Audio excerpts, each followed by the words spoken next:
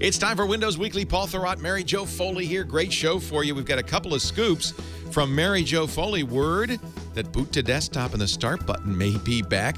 Paul has news of a second factor authentication being added to Outlook.com and a special guest, the senior product manager for Microsoft Office. It's all next on Windows Weekly. Netcasts you love. From people you trust. This is Twit. Bandwidth for Windows Weekly is provided by CacheFly at CacheFly.com. This is Windows Weekly with Paul Thurrott and Mary Jo Foley. Episode 308, recorded April 18th, 2013, starting over. Windows Weekly is brought to you by Carbonite Online Backup. Carbonite automatically and continually backs up your computer files to the cloud whenever your computer is connected to the net for only $59 a year. Try it free at Carbonite.com and use the offer code WINDOWS to get 2 bonus months with purchase.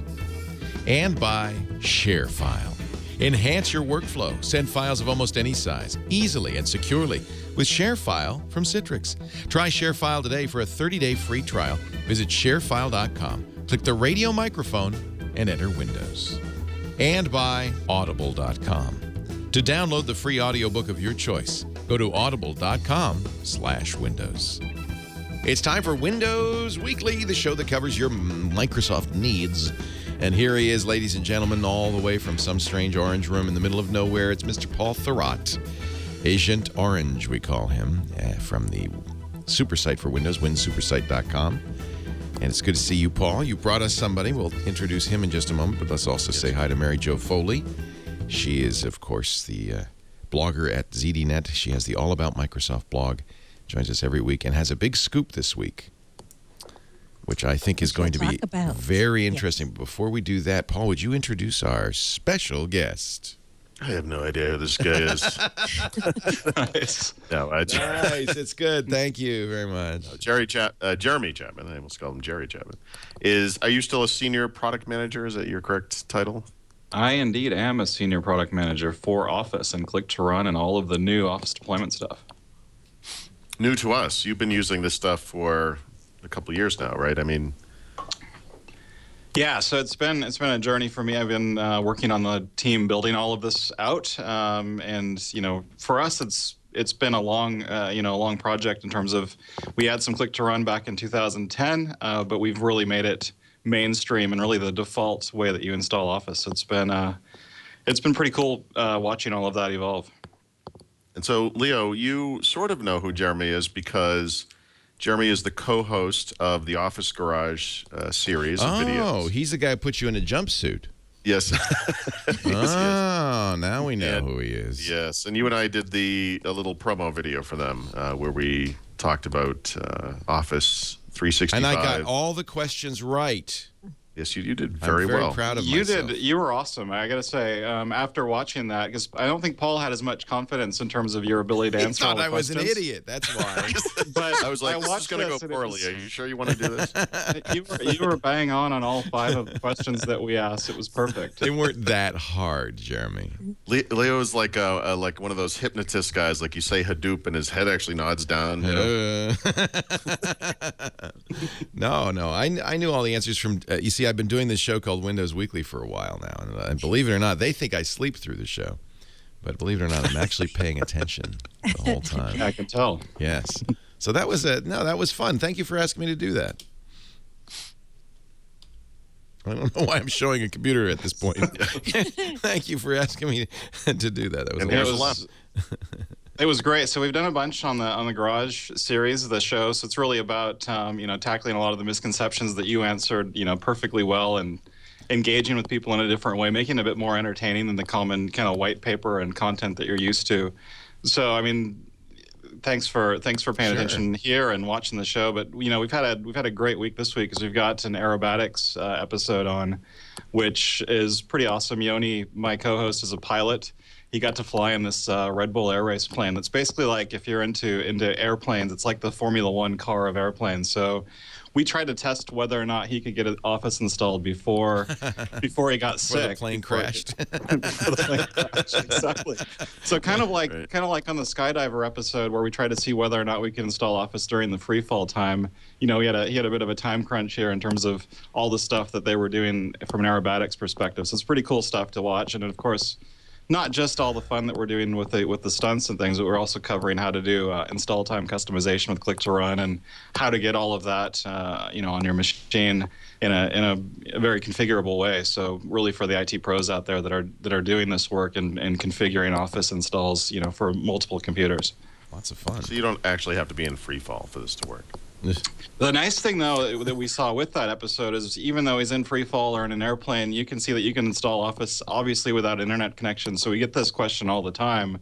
Can I stream Office or do Click to Run install without the internet?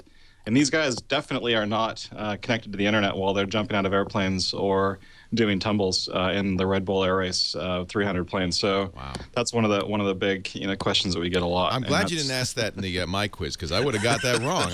How can you do that? I don't even understand. Is that video live now? The new one? It is. That's the one that went live yesterday. So it's perfect to your question, Leo, because we're actually talking about the Office deployment tool for Click to Run, how you would download the Office bits essentially and distribute those. And one of the other key questions we get a lot is for people that have a pre-upgrade tenant, like still the Wave 14 orange, not yet been upgraded Office 365 tenant. You would use the Office deployment tool to download the bits and distribute those with normal software distribution tools. So that is something that you need to know now, I guess, if you've got a tenant that hasn't been upgraded yet. And all that information is at Microsoft.com/garage. And is that where we'll find the show as well? Yeah, that's where we'll find the show. See if you can. Can we show the beginning of the video? Yeah, let me just pull it up here. It's pretty cool. Yeah, cool. And Yoni was very aggressive in trying to get me into a plane, which I have to say, I have almost zero interest in. As you can see, why right there. That doesn't look like fun. No, sirree. I can't even walk in a circle without getting sick. Yeah, I think the plane part's about 7 minutes or so in. If you want to see the aerobatics, but it's pretty cool stuff. It's basically Top Gun without the danger zone music. Yeah, exactly. Really, you should have added. Into the Office zone. All right. If it wasn't so expensive for the use rights of that music, maybe. Yeah. Right. Wouldn't that be cool? Well, I don't know if it's my connection, I'm sure, but it's not really loading up right now. So we'll insert it, cleverly insert it into the show. I don't know why, This has been the story of my past couple of days. That's the way it goes sometimes. Terrible It's internet. not you guys. I'm sure Microsoft probably has enough bandwidth to serve this video. Yeah, probably. Yeah. We tend to. So just some of the past ones that we've done while this loads, we've had Mark Rusinovich on the show. I know he's been on your show as well, Yeah, Leo. I love that. Interviewed him in my car, in fact, driving to the garage. So we've done some pretty interesting things. We're really trying to kind of break the mold in terms of, I typically see stuff documented either in video content or in written content, blog content. So hopefully we're making it a bit more interesting. It's been fun to do. We've had an amazing team working with us, Big Leaf, to help produce the show. So it's been pretty cool. We're gonna. Here we go. I'm sorry, I was going to say, is it true There that it Mark is. Rusinovich actually debugged the computer in your car? He was actually doing crash dump analysis in my car in the dashboard of the Jag. as So one it's That's pretty cool. impressive. That's impressive. So how Yeah. far in should I go on this? 7 minutes into the 7 show. minutes in, and then we're going to see some acrobatics. All right. This is cool. I love the garage and everything. That's great. All right. 638. It's going to put down the Office bits. It's going to install them locally on the disk. So we're using all of the commands. There's our Office deployment tool. All the properties that Yoni was. You can always tell talking a about good earlier Microsoft to really demo when you see dictate the way command that line Office pop up. is installed and configured on the computer. I love the That command was- line. That was about God, it. So yes. everything that Thank Yoni you. mentioned in terms of how we configure it, the update behavior, the architecture, all of those things are getting consumed via that XML when we install Office. So we left you hanging earlier, Yoni, but it looks like you're okay. Oh, Why don't my you go to God. Stream install. Ugh. That's right, Jeremy. I had to top the skydiving antics that we got up to, so I took to the skies again in a Red Bull Extra 300 stunt plane. to see if we can do a quick to run install whilst doing some high G aerobatics. By the way, Yoni told me that I met him previously in New Zealand, and he was shaking his smartphone, and I walked up to him and I said, "Does it run faster when you do that?" It's like a Polaroid. Rates our extra 200 aerobatic weapon against our quick to run install and see if we can get the install done before Joel finishes his sequence. That's crazy. Yeah, this is not right. You ready? So is Yoni like, does he do this? I mean, he's kind of like used to this? Oh, no. He's a pilot, but I don't know if that qualifies you for flying upside down. Oh, man. I think this is one of the opportunities where he got to actually, ride in this plane that he's always wanted to be in. So it's been, thrill for I think him, it's cool for both of us, yeah. I like the accelerometer rotating the screen for him. Yeah. That's awesome. Yeah, we didn't turn the screen rotation off for this demo, Leo. That's hysterical. Well, this obviously is not how you recommend people install. Remember, he's not connected to the internet, so he Right. can install offline. Right. The important thing to remember is that this is, in fact, a supported scenario. It is now. Yeah. And we've tested the screen rotation driver pretty well Very on this one. nicely. Yeah, it really works well.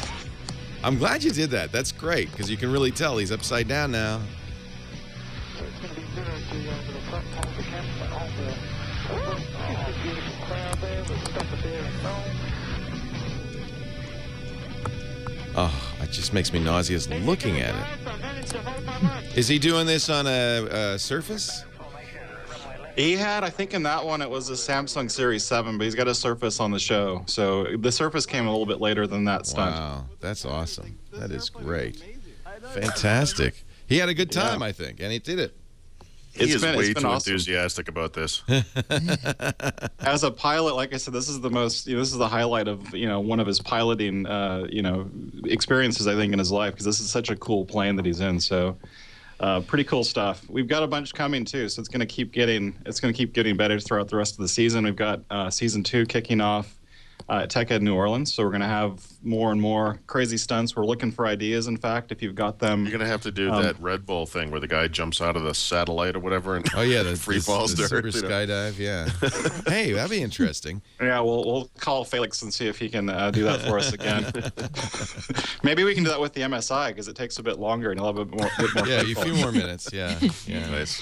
Yeah, so stay tuned on Microsoft.com/garage, and since I've got Scotch behind me, I want to do the Scotch pick of the week before I Ooh, log off look here. at I'm just seeing a little Glenlivet there. It looks like, what do we got? Yeah. I'm a Lagavulin guy, so that is my right. pick since you've got the alcohol theme going on the show. So anybody who wants a good single malt, try the Lagavulin. Very nice, yeah. We've been serving Glenfarclas here at the studio.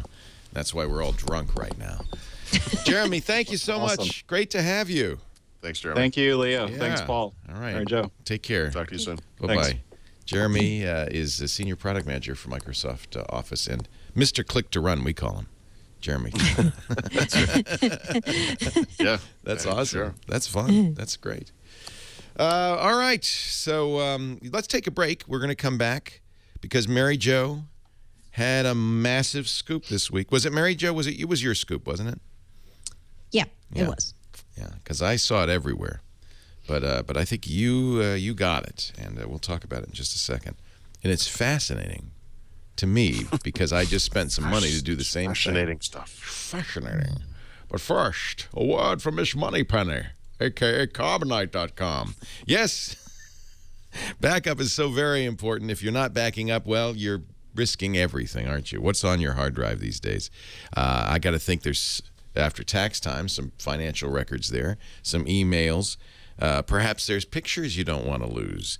Music you've been saving up. There's always something on your hard drive, and Carbonite is all about making sure that that stuff is safe forever.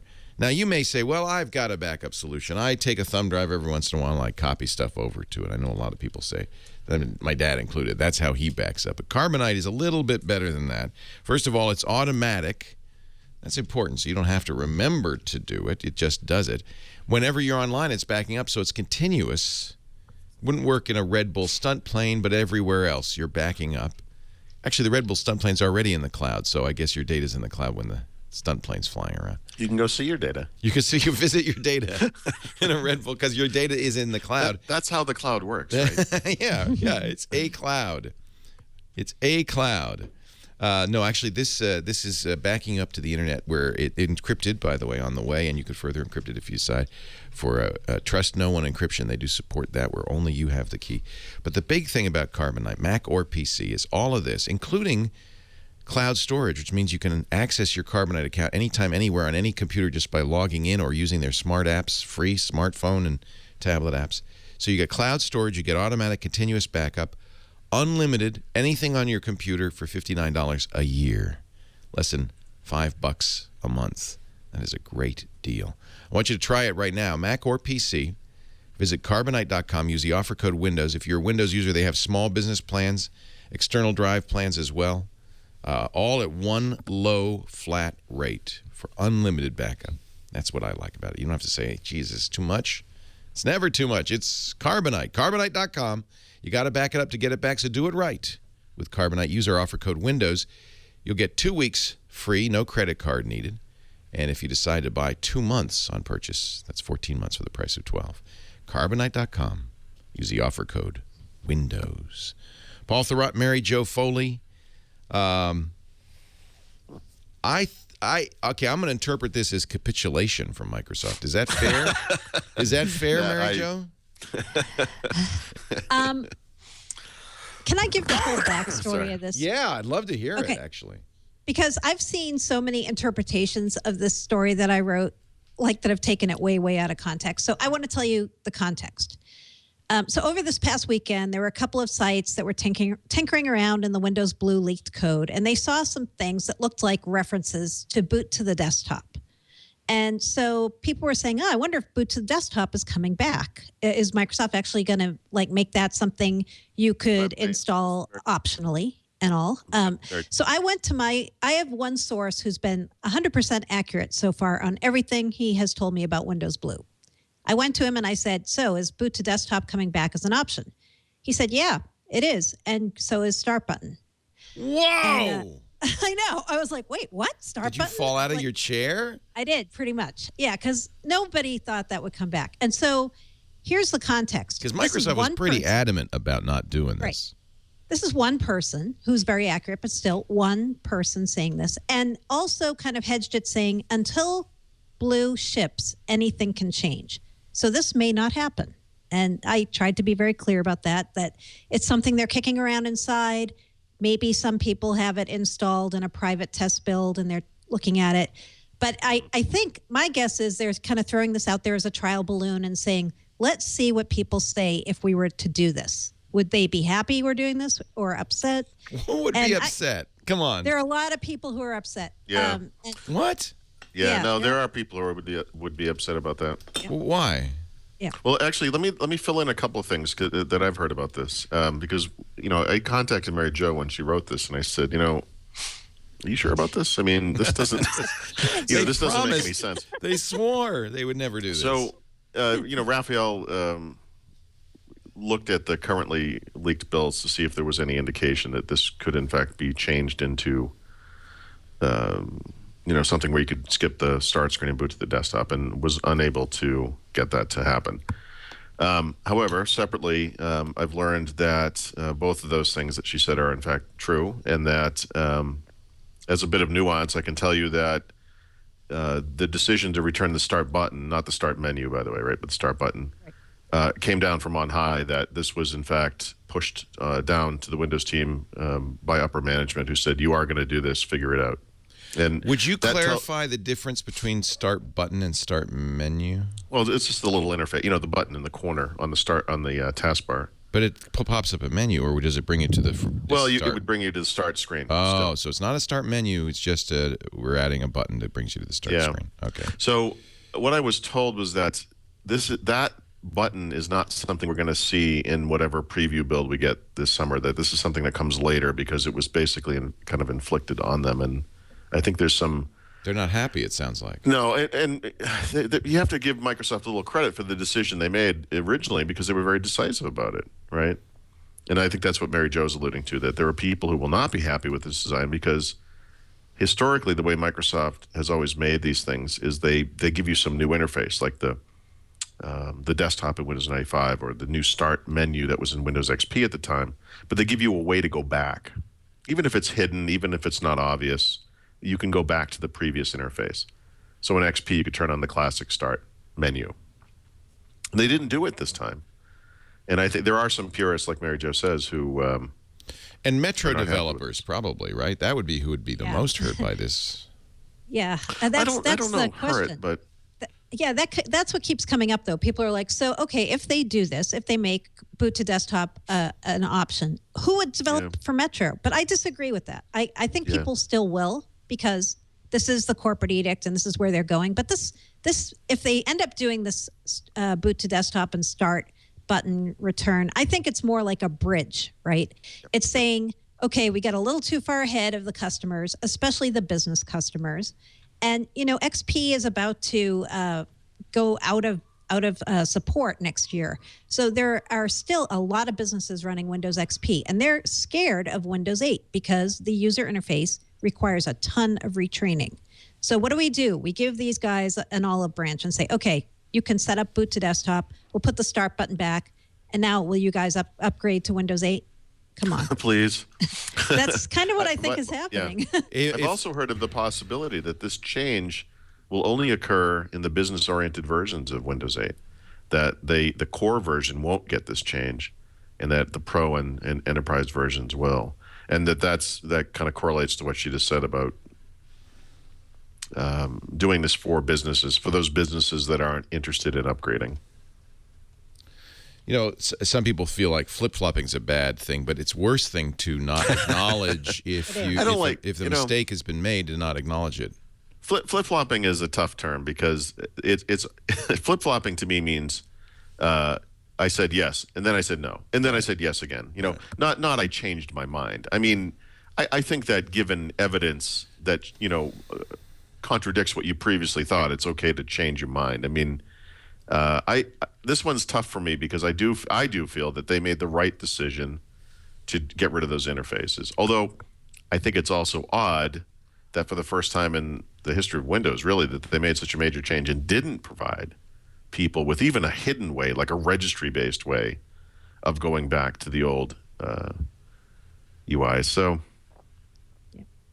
it's a tough one. I'm not really, where do you fall on it? What do you think, Mary Jo? Is this the right thing to do? I mean, this is like the most awesome thing they could ever do, to me. So you're not positive if it's a good idea.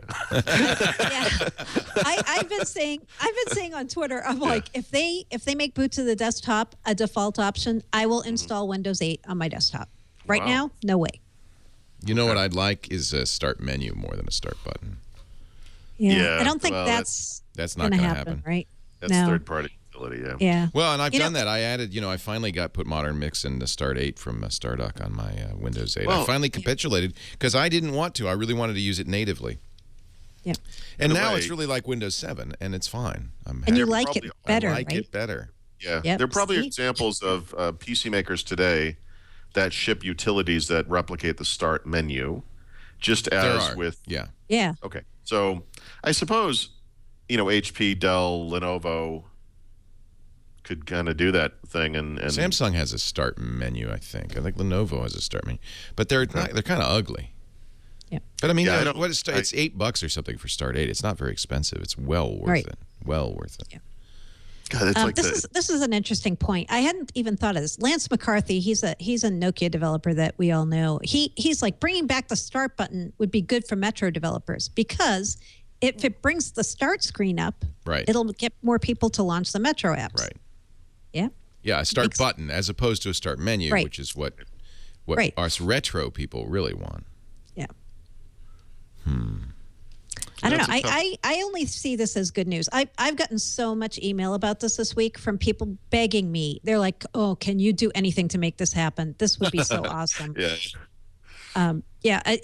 Listen, I want to read one note that I got from a guy because he admits he's not a power user, but he's a very experienced Windows user. He says, I am not a computer professional. I'm a highly experienced user. In my youth, I learned to fly 3 different jets, an F4, an F111, and an EF111. I know my way around technology, but Microsoft made this too hard. Yikes. Yikes. I mean, I can yeah, fly like a that was- plane. I cannot fly use a Windows plane, 8. but I can't get used to the charms and the. That's and the incredible.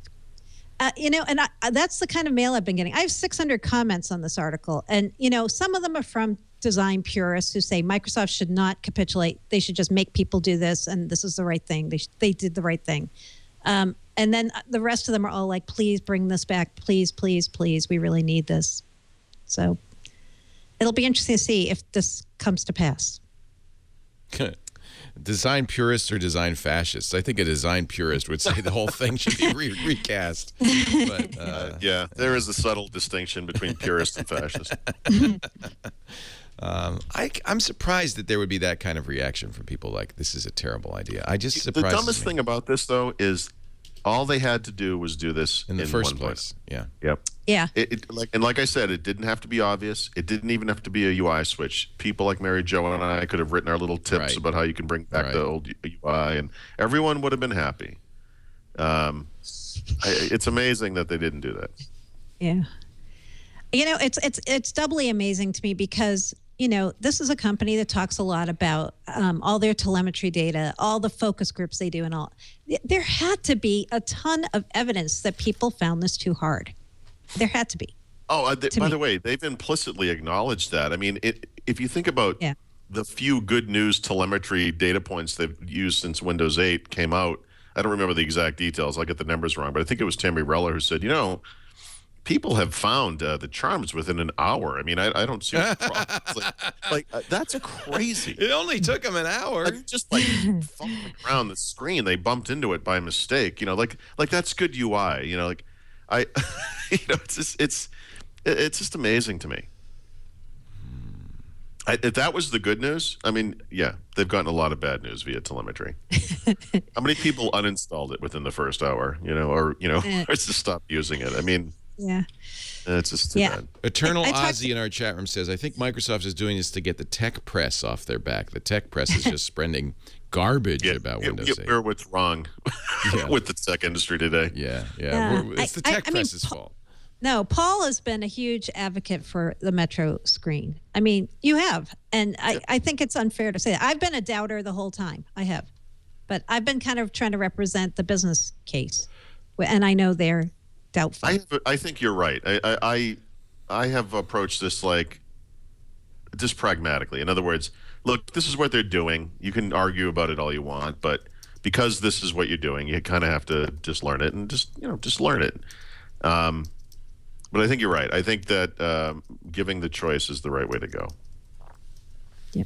I never missed the start button on my Surface RT, but I do sometimes miss the ability to just be in the desktop. I mostly use Metro apps, like I've said before, but when I need to do some real work, you know, like cutting, pasting and all that, I'm like, oh man, I just wish I could be in the desktop. And like, you know, I can be, but it just is such a pain to switch back and forth and have some things open in the desktop, some things not. And yeah, I just think, why not make it easier on people? It doesn't have to be like so beautiful. I think ease of use should be a higher priority than like it looks beautiful to me. I hate to give props to this person, but whatever you think of Kara Swisher, I have to say her initial reaction to this Metro stuff, which I believe has been proven to be fairly accurate, was she said, wow, that's really jarring. Yeah. You know, when they switched between the two interfaces. Yeah. And, you know, maybe you could look at her as kind of a normal user. I think that is unfortunately the case. And obviously they worked to improve the performance so that maybe it wasn't so jarring or have some kind of an animation fade effect where, you know, the transition was a little smoother. But, you know, the fact remains the desktop is an environment unto itself. And then Metro is this other thing. They're just completely different. It would be less jarring to go back and forth between the Mac OS X interface and the Windows desktop than it is to go between the desktop and Linux and the desktop. It's the same. Yeah. Yep. Yeah. Well, it's funny because I feel like the start button, big deal. You got a start button all over the place. I mean, there's a start key, there's a start button on most of these tablet screens. If you can't figure out how to get to the Metro screen, I don't know. Well, Leo, you that's don't going have to figure it out. You'll bump into it eventually by mistake. Yeah, by swiping. But on the other hand, I would love to see a start menu. Well, I did it, so and it's not a big deal. It's something third parties can easily accomplish. Sure. I do think the ability to boot to the desktop. Thing is, without a desktop without a start menu is not going to feel to people like, "Hey, I'm back home again." It's still going to be a little bewildering. Honestly, I having sat in the Windows 8 desktop now for over a year, I'm not sure what to say to that because I don't pick up Windows 7 anymore, but I prefer it. I mean, I think that's the only way to say it. Yeah, I like the look and feel, if you will, of the opaque Windows 8 style UI that they have on the desktop over, say, Windows 7. And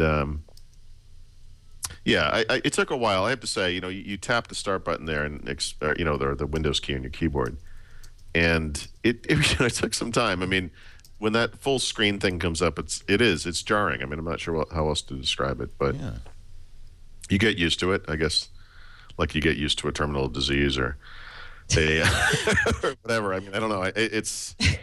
You do get used. Here's a ringing endorsement. I liken it to Google and Google Plus. Google will not let go of Google Plus, and so they're going to continue to throw all of their mighty weight behind it. But at some point, if the world says, this Metro thing, we don't really want it. Sure. What does Microsoft do at that point? Because I feel like that's really the criticism is we don't want that bag you hung on the side of Windows. I think people will want it, though, once there are more Metro-style apps that they want to use. And devices, by the way, right? It's a tablet interface. They'll want it on a tablet. Right. Yeah. But they won't want it on a desktop. They may want it on their laptops if they get a touch laptop. I mean, it could cross over that way, right? Maybe. And touch all-in-ones, right? Maybe. Well, I mean, I think there are a lot of casual games, especially, or entertainment experiences like Netflix or Xbox Video or whatever that are nice on a touch interface. And even a laptop that could just do the simplest of transforming where the screen kind of rolls over onto the back like the Yoga can do. And you're on a plane and you can flip the thing over and touch it and watch your movie or whatever. Or play, cut the rope or something like that. I think that's actually a really good experience for a lot of people. And those devices, and maybe the Yoga is an excellent example of that, can also be really good laptops. I think the biggest problem with most of these transforming devices today, like the Samsung ATIV series devices, they're kind of hokey. They're like, they're just too complicated. There's just too much stuff going on. Yeah. They're not excellent tablets and they're not excellent laptops. And so I think one of the big keys here is going to be finding those devices that do, that do make the most sense. So I feel like Microsoft is. I mean, I said this all along. They're really all in on Metro, but at some point you might start to feel like they're forcing this down to people's throats. They might eventually be all alone. On Metro. Yeah. But I think they are going to stick with Metro. Like a lot of people are saying, so that means they may eventually go away from Metro completely. I don't think they ever will. I think the parallel here is the Office ribbon, right? Like people kicked and screamed, and there's still people who hate it, but they never backtracked on that. Right. Yeah. Well, I still feel like they were correct on that one. There is something about Metro where I really have a lot of self-doubt because so many people complain about it. Yeah, the ribbon you could look at and say, look, this surfaces a lot of features that are not available otherwise. The only negative on the ribbon is the amount of real estate it takes up. But I think you can make a strong case for the ribbon. It's functional. There's a functional reason for it. Metro Screen replaces a perfectly functional and much more compact start menu. And the only thing it adds is like flipping pictures of my weather and friends and stuff, which is gimmicky, I think. I know you love it. I'm not sure why you love it, but I know you love it. Why do I like chocolate, Leo? I don't know. Just good. I mean, if you go back to why they did Metro, it was because they're acknowledging that the future is tablets and mobile, right? So I think Metro screen on a tablet is much better than the desktop on a tablet. I agree with you, but we're mostly still using computers, not tablets. I know, yeah, but we're getting there. It's a chicken egg thing. Yeah, there's no it doubt is. about it. But that's what makes it so weird that they didn't add those interfaces in the beginning. They always talk about how they have 1.3 billion customers using Windows, and that means there are 1.3 billion people that are completely inappropriate for this new interface you just created. You know, these are not people that are just going to go in lockstep to the next thing because you made it. You know, it has to make sense for them too. And there are so many halfway points they could have reached. You know, one of the nice things about that modern mix, I think it's modern mix, right? Is the ability to that's one that adds the start button, right? In the start menu. Is that what modern mix does? I think that's Modern Mix puts the Metro stuff on the start menu if you use Start 8.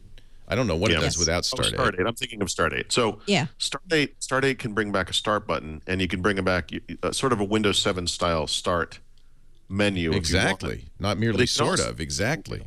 It can also give you, one of the options on there, Leo, is a Windows 8 style start menu. So instead of the start screen coming full screen. I thought that was very odd. Well, but that's an interesting way to, it kind of meets halfway, right? Right. So if your problem is, I don't want the start screen to load in this full screen craziness, but I sort of realize that I need to learn this interface because, you know, phone uses it, and eventually, you know, maybe I do have a tablet that I want it on. This gives you a chance on a desktop computer or a traditional laptop to have that start screen, but in a menu. Right. Yeah. What style of start menu would you prefer? Windows 7 style or Windows 8 style? Yeah. So show what that looks like. It's interesting. So then you hit the start menu, which, by the way, is the very nice flat Windows 8 logo. And it's the start. It's kind of the Metro screen. Well, actually, what it is the app screen from Metro. Right. So that is a nice meet you in the middle point, I think. Right, because by using this, you're still learning the new interface. Right. But you're also not being forced to go to some full screen thing, which you don't want on your traditional computer. Yeah, it's interesting. Ooh, now it's really big. Maybe it's a little. That is the maybe start it's screen. A little buggy. So what you can configure that to be bigger, so it takes up more of the screen. Right. There it is. I guess if you keep tapping it cycles through. Maybe that's it. No. Yeah. You know what? Now I realize I'm an old fart. I want it to look the old way. I don't want the new one. I think we all reach that point with things, you know. Maybe that's it. I mean, I'll say that. And so maybe I'm just too old to change. I just want the old start menu back. That's interesting. If the industry that we cover turns into stuff like Google Glass and watches and embeddable computers, that's the day. That's the day I'm done. I can't. I feel the same way, and I guess, you know, I'm getting old, and I guess that's sad. Yeah. Because I used to really like changing things. Yep. But I feel like this is change for change's sake. It doesn't add any functionality. I understand. I like full screen apps. I've come to like those. I didn't like them at first. Apple did it before Microsoft did it, and the iOSification of OS X, we call it. And I've come to like that. You know, doing your email when it's full screen or your browser when it's full screen. That's great.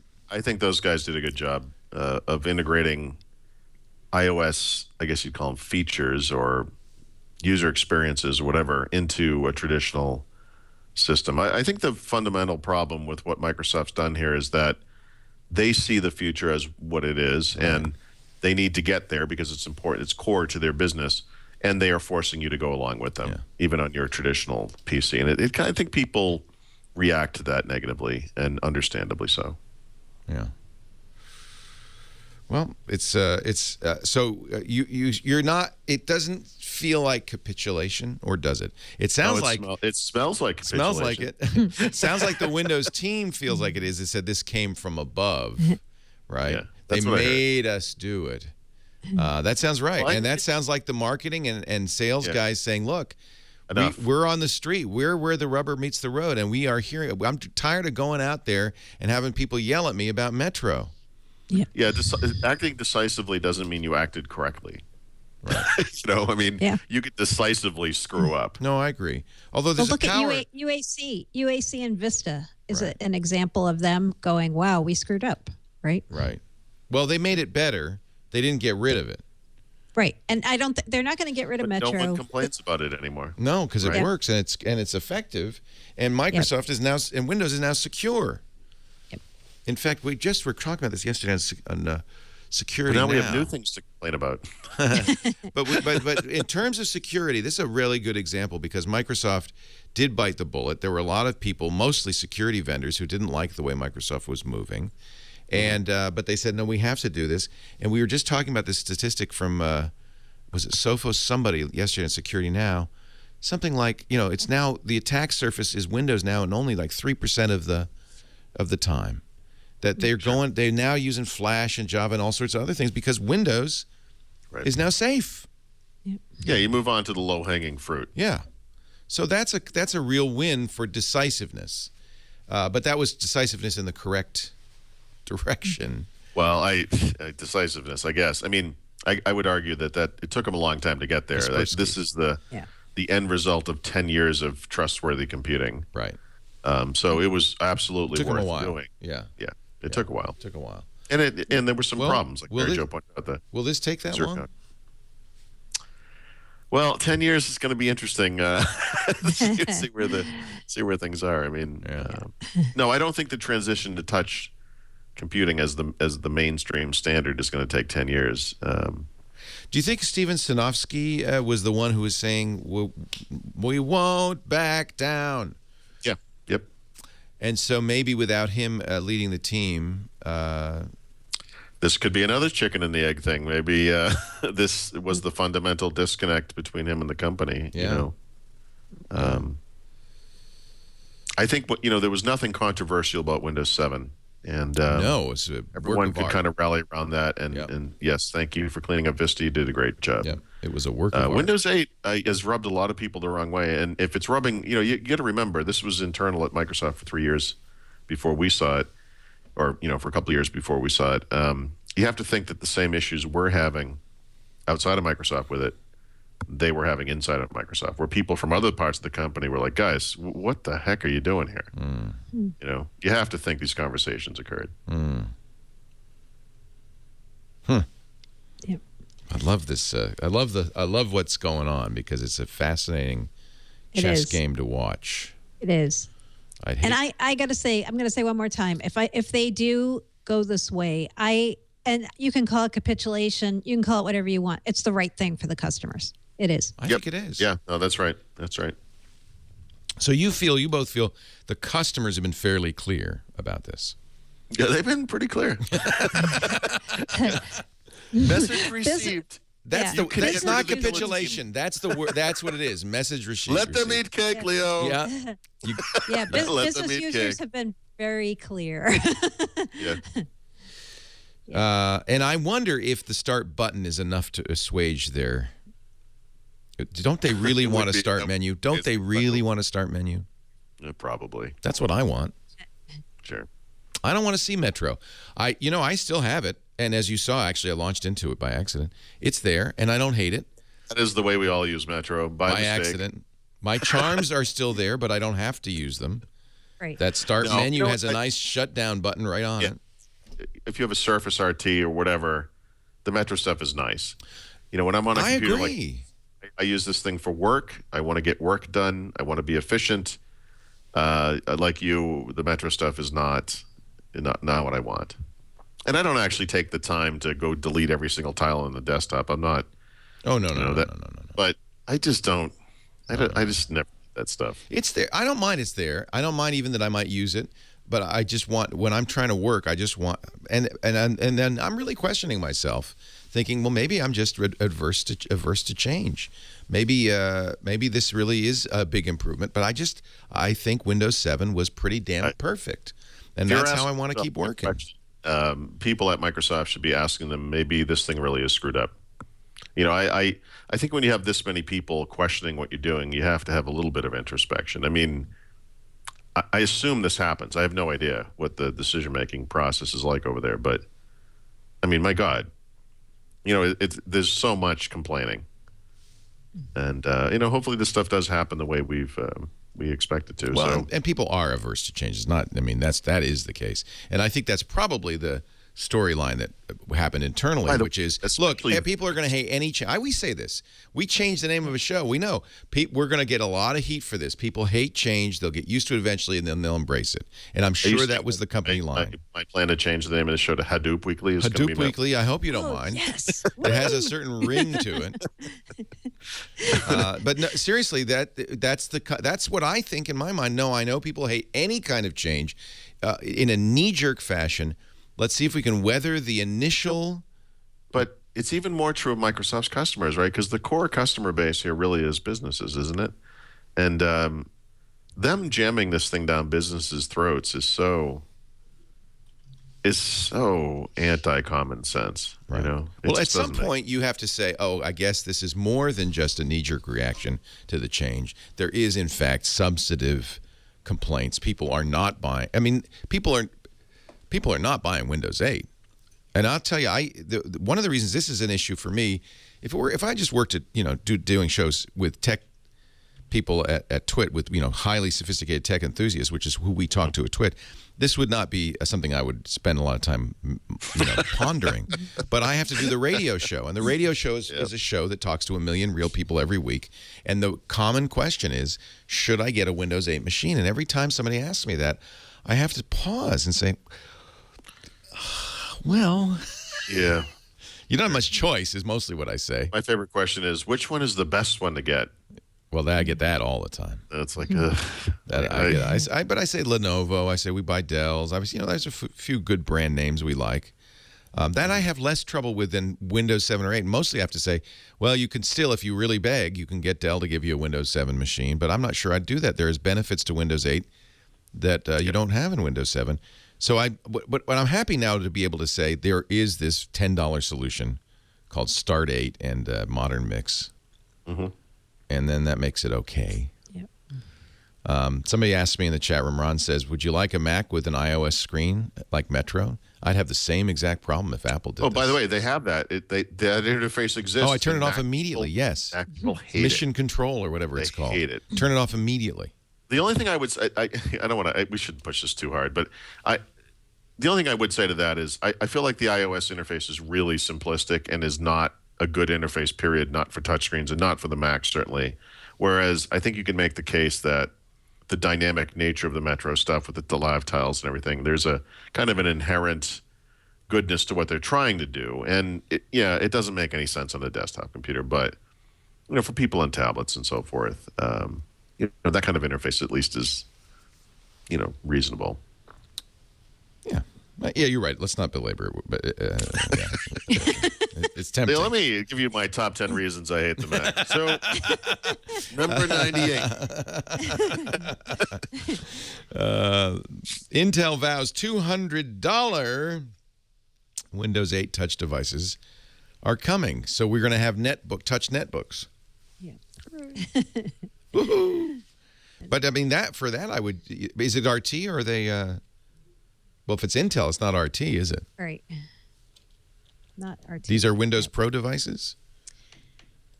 We don't really know what these mystery devices are, I don't think. This was just something they threw out on their earnings call this week. Like, oh, by the way, we see this happening. Under $200 and under, Windows 8 touch devices are coming. And all I could think was Paul's rant. I don't want to make him rant again, but his rant about netbooks and Windows, and I was like, oh, here we go again.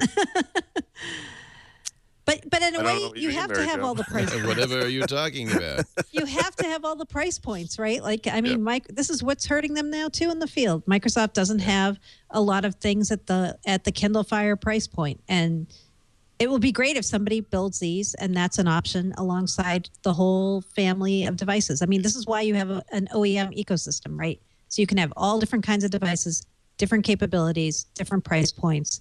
And right now, Windows 8 has kind of a subsection of that market, but you don't have the full cross-section of devices. I'm curious what these will be and who will make them. I mean, will it be This doesn't make any Nokia? sense to me at all. thing. Yeah, he must know something. The Intel guys. Yeah, I guess what I would say is if you accept the fact that the average selling price of a computer today, or a laptop computer, I guess, is $430 roughly speaking, that computer should have touch. Yeah. And I think we need to get to the point where touch is just a feature that occurs everywhere. That there shouldn't be any more non-touch computers. That they should just get. And we can't do that because it's too expensive. And I assume that that's what he meant by this. That if you can sell a $200 computer with touch, there's no reason that every computer couldn't have touch. But man, we got to get rid of this netbook mentality. Yeah. But I think that's kind of what this implies in a way, right? A netbook is like Pandora's box. Once you open it, you can't put it back in. Yeah. People have in their minds this thought Yep. that a Windows machine is $200, which is crazy talk. It Now, is. of course, they're also It's competing against sure they Chrome build OS devices that are that cheap. So maybe that's part of it. I don't know. Yeah, but I don't think there's a Chromebook that has touch that. No, costs they're that not little. touch. That's right.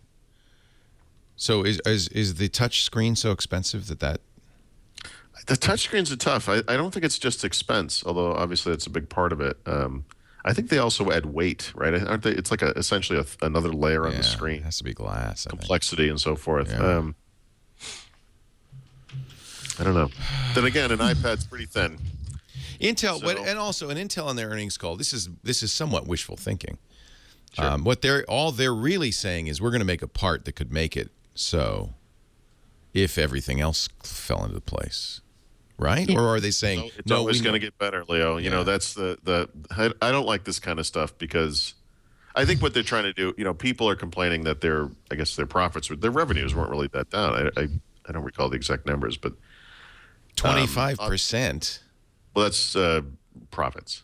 Oh, profits. If you look at their revenue figures, see what I you're saying. believe Europe, they're pretty comparable. Right. But that's which is unusual. This doesn't solve the problem to make a $200 Windows 8 touch device. It's not increasing your profit margin. Selling a bunch of cheap little parts so you can Yeah. give away in a cereal box is not going to help with the slightest. Yeah. I don't get it. I think Intel is in a tough position because what they really see happening is that these tablets are killing them, and they're ARM based, and Intel has no competitive solution. I know they're working as hard as they can and fast as they can, but that's the real problem. If you are in a post-PC world, it's not good for Intel. Well, yeah. I mean, the only thing Intel has going for them on that note is that the ARM version of Windows today is not quite there for a lot of people. So you still kind of get a better experience on a regular Intel device. Yeah, overall, well, of course. But that's going to change. But you don't get the battery life. Yeah, well, you do if you get one of the Atom machines. The Clover Trail. Bay Trail. Yeah, but I mean, I'm also thinking about phones, not just tablets. Yeah, but no, I'm just phones. talking. Right, the Intel has no presence in that world at all. No. At all. And the phone experience is not bad. I mean, this new phone, this HTC One I got, is a quad 1.7 gigahertz quad core processor. Now it gets pretty damn hot as you use it. I'm not kidding it because it's an aluminum back, so it's conducting the. This is a little. It's like a hand warmer that you would get in for the winter. Mm-hmm. But that's amazing. 1.7 gigahertz quad core. What's the processor? I don't remember what they're using. It's some kind of ARM thing. Oh, it's all ARM. Nothing. Yeah, everything's ARM. Everything's Quad ARM. core ARM. Amazing. And Intel just doesn't have any part like that. Well, I don't know. Historically, Intel's done a pretty good job of reacting to market forces, even when they're not, the first person to get there. But, I think they're having a similar problem to Microsoft, where the world is moving on without them, and they need to move quickly to, fill in that gap. I don't see how it happens though. Everyone has standardized on ARM chips for phones, including Microsoft. Yep. The chat room saying it's a Snapdragon. Yeah. That's the Qualcomm chip. Yep. But that's the point. That's the other thing that ARM makes ARM a moving target is you've got Exynos from Samsung, you've got Snapdragons from Qualcomm, you've got TI, you've got everybody making ARM processors. Anybody can make an ARM processor.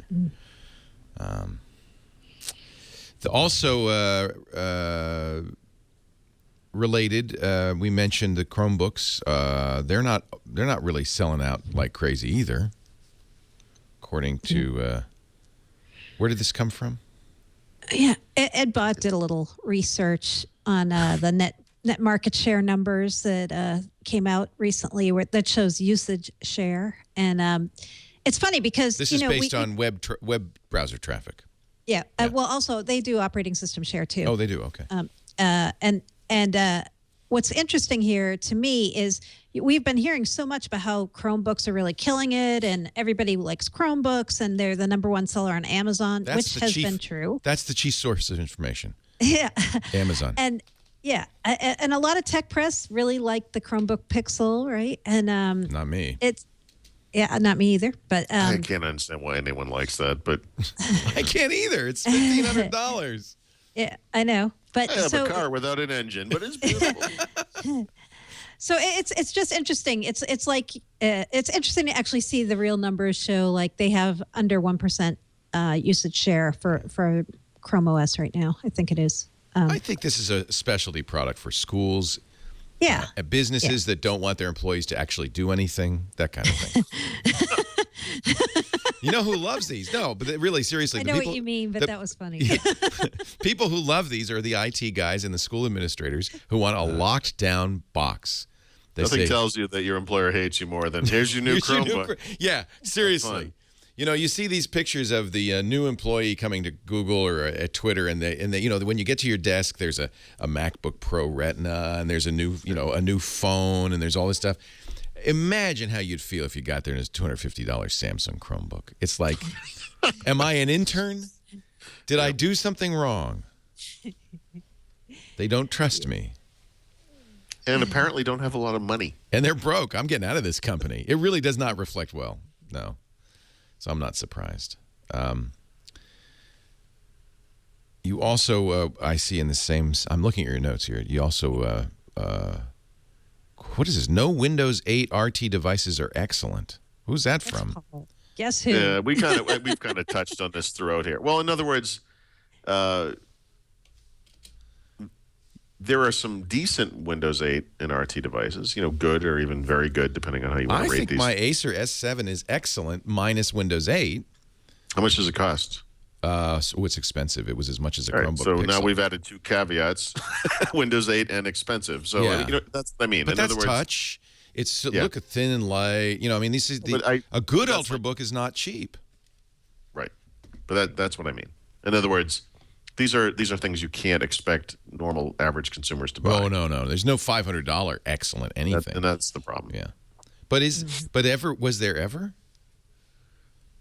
Was there ever? You're old. You're old enough to remember when the computer you wanted was always $2,500. Yep. That's a long time ago, I know, but that was a standard. No, but we got to the point where, you know, when Ultrabooks first came out, the deal was Ultrabooks was supposed to max out at $1,000, remember? And then the prices were going to go down, and we were going to have excellent $699 Ultrabooks. And I feel like Windows 8 came along at an unfortunate time period because the prices immediately got jacked up. Yep. Because now we have, you know, touch and all that stuff. And so you're talking, that laptop, if I'm not mistaken, is like $1,800. No. I would think it was $1,500. Okay. You know, it's a big difference, right? But it's expensive. It was more than $1,000. I think $1,000 should be the. But this one's also a little loaded. It's SSDs. That's what the other reason they've gone up is that nobody wants a laptop with a spinning drive. They have to have SSDs. I mean, but that's the thing. Yeah, you have. You have to. This screen is a very high-res screen. Now you can get that. A couple years back, my wife bought a computer that was it was a Dell, not an Adama, but it was like the cheap Vostro version of it. Vostro, you know, like a year later. Yeah. And so it was $699 or something like that. It was pre-SSD, 13-inch screen, very all standard components. You know, she used it until pretty recently. That was the right price. That for the day was a good machine with a good processor, good everything, solidly built, et cetera, et cetera. You know, these really high-end machines. You know, the computer I used is pretty expensive as well. You just can't expect average people to be able to buy those kind of things. So you're saying that because of touch, because of expectations like SSD, we were sold on the fact that Ultrabooks maxed out at $999. That was the promise. Ultrabooks had all these requirements, and it was a promise. By the way, the promise from the same company was now telling you they were going to have $200 touch machines by the end of the year. I mean, I just feel like this is not happening. It was unrealistic. It's the pipe dream. It's unrealistic. So, yeah. But people like you and me and Mary Jo who use computers for our living are going to pay. Look, I'm going to pay $500 more for the right tool. Yeah, for the right machine. Absolutely. What's so bad? I mean, I'm just saying, it used to be $2,500. It's still. I don't know, Leo. I've owned so many computers over the years, and I've never paid that much for a laptop. Oh, that's because you don't buy enough Macs. That's See, arguably, I guess the way I would say it is I bought just enough. But that's the problem. You see, for those of us who've ever bought Macintoshes, our expectations are totally different. $1,000 Macintosh was like, no, not going to happen. Yep, not going to happen. But I'm willing to pay. And I'm talking about computers for the rest of us, Leo. Yeah, I know. No, I actually think there's a market for all the price points, like I keep saying. Like, I actually would pay a lot of money for a really awesome Ultrabook, and I would be happy to pay it. I know there's people who are more like, I just use my PC very occasionally, and I only want to pay $400. But it's great to have choice, right? And it's great to have all these options. Of course. Yep. So it's all about choice. It's just there's no choice under $1,000 that's any good.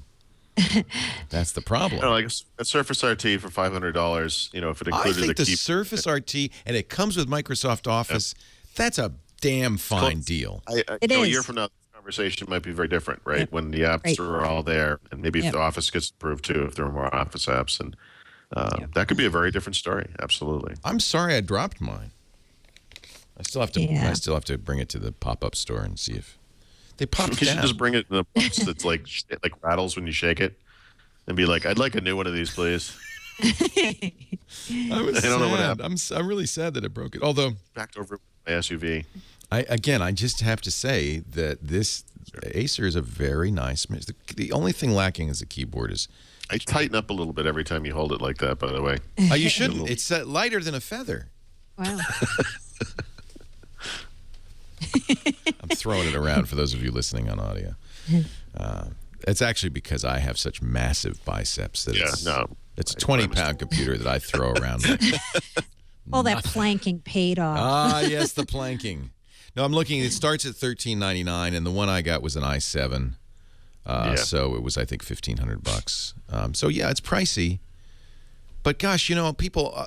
That's another one with the radio show. People say, "I want a $200 computer." I go, "Well, you can." But I've said, I can remember saying this 15 years ago. You can get a really cheap computer, but you kind of get what you pay for. And how much is your time worth? How much is, you know, in a way, a cheap computer is throwing your money away. Let's go back to the VIC 20. It was cheap. Right. Ended up in the closet. 5K RAM. There's always been. I mean, how long ago? That was almost as big as a paperback book. That was like 30. You know? That was like 30, 40 years ago. Even then, people said, "Well, we can make a really cheap computer. People will snap them up. They won't keep using them." It's always been a little bit of a lie to the I think to customers. Yeah. I think right.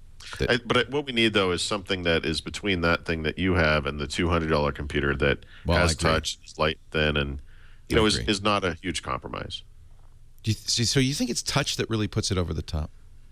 I think touch is the excuse. I don't actually think touch adds that much of a component cost, but I'm sure that's part of it. Yeah. Somebody in the chat room said, and I think they're probably right, $90 for the screen, something like that. That makes sense.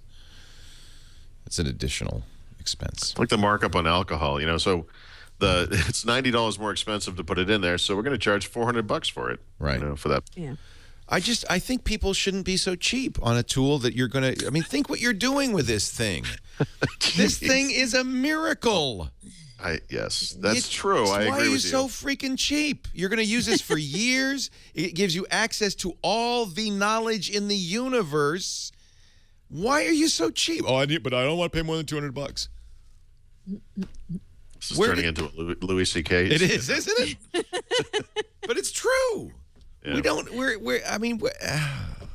hear you. Yeah, okay. Spend some money. It is your tool. It is the thing. You're writing on it. You're creating on it. This thing may be the most important device you buy. I know it's expensive. Based on what I'm seeing, you only replace it once every 8 years. You might as well mortgage the thing like a car. I can't believe the questions I get.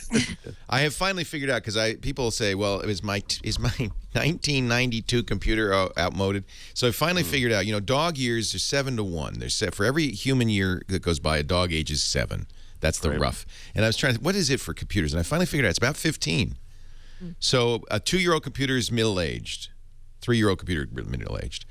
But I've got people calling with 8-year-old computers, so I tell them, well, let's see, multiply that times 15. That's how old your computer is.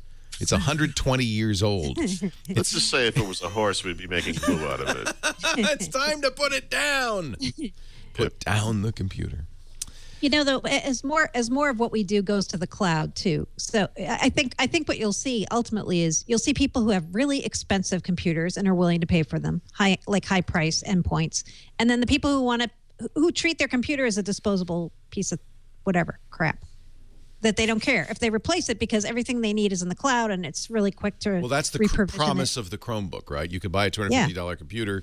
And that will do everything you want. And if your dog rules you just made an ad for Chromebook. That's the ad. You've seen the ad. The dog. It's a computer so cheap, your dog can use it. That's going to be the ad for the $200 Windows 8 computer. It is. They're disposable. And I just think that's a mistake. I think a person who buys a cheap hammer and then it breaks, the head breaks off and embeds itself in their forehead, that's what you get. That's what you get. And people are saying, well, I can't afford. Have the guy working in triage when that guy comes in. Hey, you moron. You should have got drop forged steel. What are you, crazy? No, but that's what people say. I can't afford more than $200. Well, then you can't afford a computer. I don't, I want a car for $200. Sorry, you can't have one. Right. I don't see why that's, maybe I'm an elitist defeat snob. Now I'm not only elitist defeat, I'm old. How did you become a feet? A feet? How did that get in there? I think because I comb my hair. I don't know. I'm wearing button-down collar. I don't know. I wouldn't describe you as a feet. Well, tell the chat room. But you are an elitist. God, you're such a bastard. I'm a bastard. Bastard. Anyway, I'm sorry. I didn't mean to interrupt you. And Taffrin pointed out, look, there's Raspberry Pi's $35. And you can do all the additional stuff you want to do to it. That's a good point. Put a $90 screen on that thing and you can touch it. Touch it. Intel vows $200 Windows 8 touch devices are coming. They didn't say when, though. I think they said this it's like year. Intel vows Christmas is coming. I think they said this year. I think so. You had another scoop, Mary Jo, that I loved. I was thrilled to hear it. You kind of intimated about this last week. Second factor authentication on Outlook.com. Yeah, that I didn't actually have that as a scoop, which was it was funny. I was out there first with it, but it wasn't my scoop. Okay. I had a little tipster tell me it may be coming. And then they admitted it. Yeah. Yeah. And this is something that's been rumored for a past week or so. LiveSide was all over the story, and they had the whole thing this is what they're going to do, and they're going to enable you through your Microsoft account to go to I think they call it two-factor validation, but they mean two-step. I think because that's what Google does is two-step. Why would you rename this? I know. When there is a perfectly good name. Oh, I'll tell you why. Because it's not really. This is why Google doesn't call it second factor. It isn't really second factor in every case. Yeah. Because and I bet you Microsoft has the same issue. Probably. If it's Microsoft products, they can enforce second factor, where you have to go to your phone and run the authenticator or get a text message. But if it's third-party software that's using the Outlook login, and there's a lot of that, you can't force them to do that. So what Google does is they actually just say, well, here's a application-specific password, which makes it not only one factor but worse than one factor, because it's a bad password. Yeah, and super fun to use, by the way. Yeah, so it's very inconvenient. But I have to say, I turn it on Google, and I will absolutely turn it on Outlook. It's just worth it. It really is. By the way, that's my tip of the week right there. So okay, well, we won't tell you how so it is available. No, it's going to be available in the coming days. So. Okay. I think some people might have it now, but I do not. I'm checking every day because I really am eager to turn this on because I love being inconvenienced every day. But it is one of those things we do need to do. Yeah. Oh, it makes me feel I sleep better at night. But I'm going to ask you the details. We'll save that for your tip. Okay. Our show today brought to you by our friends at Citrix, the creators of a very good product if you have to share large files. I know because I use it. It's called ShareFile, and it is easy to use. It is efficient, but it also, more importantly, is secure and private, and you retain control of the files. And I think that that's an extremely important part of the puzzle, especially if you're in a business such as the medical business, where you're mandated by regulation to protect your patient's privacy. They call it HIPAA, the HIPAA Act. And if you're a medical professional, you know you can't just email patient records. It has to be a HIPAA-compliant system. ShareFile is. In many industries, in fact, ShareFile is the best way to make sure that your files are secure. And they're getting there too. I have to say, if you're attaching to email, the bounce back on a big file is going to be a problem too. How big are the files you share? ShareFile can send files of almost any size. They're secure. You can even set it so that you know who's downloading it when. You know if they're. You could say you can only download it once or an unlimited amount of times or anything in between. You could say how long they can download. You don't lose control of your files as you're sharing them. They do have an Outlook plugin that makes it easy, so it looks just like email, but you're not attaching an email file. ShareFile from Citrix seamlessly integrates into your daily routine. You can even use it I put it immediately on my new phone. That means I can access my share files from anywhere. I can see those files, download them for myself, but I also can share them. So if it happens from time to time, I'll leave work and I'll have forgotten, or the email that I sent to somebody, I forgot to press send or whatever, and they'll say, we didn't get that file. Now, I don't have to go back to work. I can launch ShareFile on my smartphone and send them that file directly. Even though the file's not on the phone, I'm just sending them a link. Secure links, notifications are sent to you when they're opened. Files can be password protected. You can set up shared folders for easy collaboration with clients and coworkers. The other day, my daughter said, hey, I don't have a CD player that works on my computer. Can you rip this CD for me so I can put it on my iPod? Of course. I said, no problem. And I shared an ad hoc folder with her via ShareFile. Got a message when she downloaded it, deleted it. It's amazing. To help you get started with ShareFile, it's going to change the way you work. I want you to have a 30-day free trial. No obligation. You'll see how much better ShareFile is right away. So what you do is you go to ShareFile, and instead of the big green button that is most obvious, start your free trial. I'm sure some of you are still doing that. If you do me a favor, do Paul a favor, Mary Jo. At the top, it says that radio listeners, click here. That's us. There's a green microphone. Please click that, and then it'll ask right away what's the offer code and type in Windows. That's just so we get credit for it. That's all. They also will ask you to choose your industry. And you'll see all the different industries you can customize ShareFile for food service, graphic design, healthcare, insurance, legal, music, nonprofit, printing, publishing, real estate. I remember the first few times I wrote a book, I actually had to get a modem and send chapters to my publisher via a modem. I called their number. No, let me tell you. ShareFile's the way to do it. It's really, the modern world has impinged upon us. If you're anybody sharing files with your publisher, with clients, with colleagues, sharefile.com.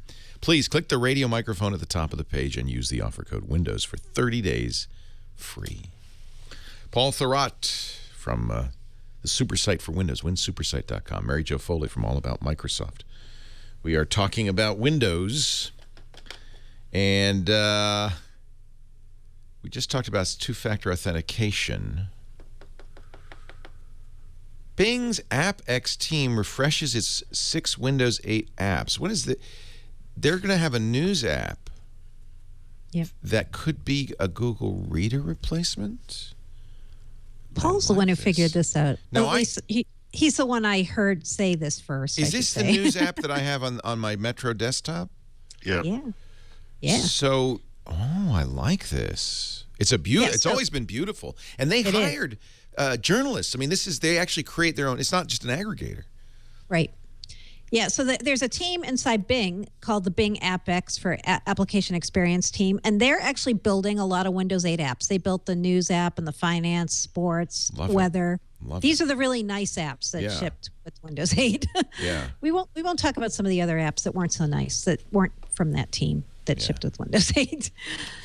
This one's gorgeous. I actually look at it all the time. It's full screen. It's really nice. And, you know, there's just a lot of stories. So are they going to allow me to log into my Google Reader account? How are they going to do that? No, it's not a direct Google Reader replacement, and maybe it never will be. But I you know, in keeping with its kind of consumer focus, what you can do is let me actually go back to the beginning and see if you have the new version. So scroll all the way over to the left from there. So that I now can't. It's okay. Just move over a little bit now and see if you have a little bit to the right now. Oh. Oh yeah, more news from. I see what you're saying. These are more sources. No, okay. Actually, I think you still have the old version. Oh, okay. So let me update then. All right. The new version lets you arbitrarily add RSS feeds. Ah, so that's perfect. There's no great import utility or anything like that, but you can. Yeah, I went and added a bunch of Microsoft RSS feeds just to see how it works, and it's it's not like Google Reader where you get alerts when there are new stories and all that kind of stuff. But the thing I like about it is it syncs between machines.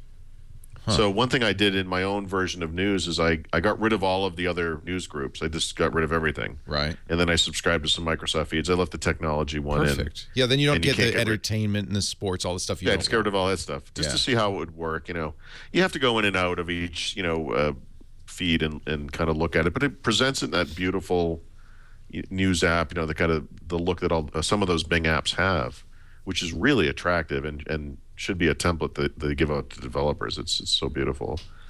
It's nice. I mean, I don't think people who listen to this podcast are power users. This is not going to do it for them, but it's a pretty cool capability, and it's kind of surprising that they did it. So it's nice.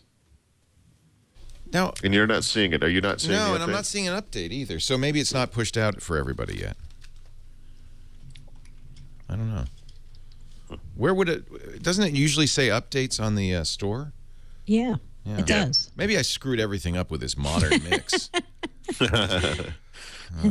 Now, if I go to the Windows 8 Start menu. Well, there's a tip, Leo. Oh no, wait. Give me a tip.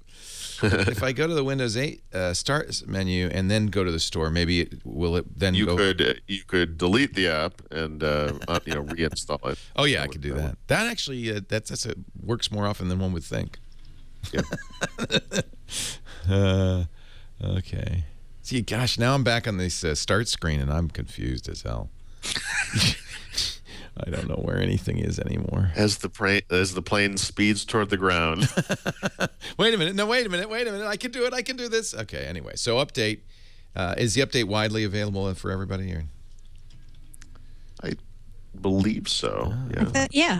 Everything except weather is up. The weather app is supposed to be refreshed over the next few weeks, but the news app is up for everybody, I'm pretty sure. Very cool. Yep. It's exciting. No, with Modern Mix, store still opens in a window even when I'm on the start screen. So usually it says there's like updates. I wonder if it's being hidden by the Windows bar. Doesn't it usually have the updates at the top of the? Yeah, like in the corner. Yeah, so maybe it's being hidden by this. It shouldn't have a menu bar. Well, just use the little Modern Mix gadget there to get rid of that.